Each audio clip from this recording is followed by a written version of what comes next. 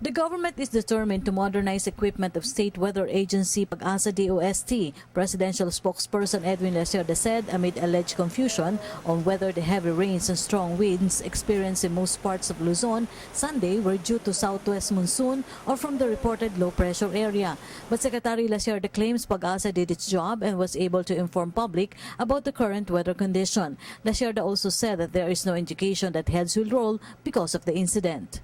Number one, we have gone a long way already from where we were before. We have already invested in equipment, and we will be enumerating to you the other equipment that we have already acquired.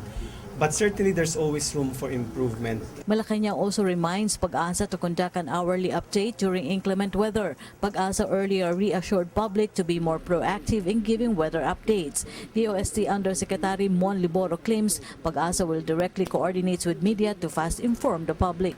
I think also that I spoke to Undersecretary Mon Liboro was the President's reminder that we should have an early update when it comes to calamities or storms. So, may mention po may isang radio commentator who I spoke to na-mention na mukhang hindi na-observe yung 1 hour pagdating sa bagyo.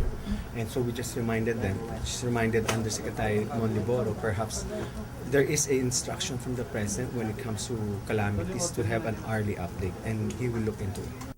Meanwhile, Malacanang deferred to the DPWH the cause of floodings along Rojas Boulevard. Reports said massive floodings occurred in the area due to alleged breach on the recently constructed seawall. For the People's Television, Rocky Ignacio.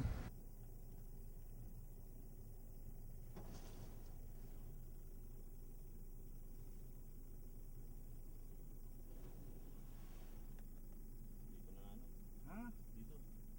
Dito. Ako kabi naman, bakit ba?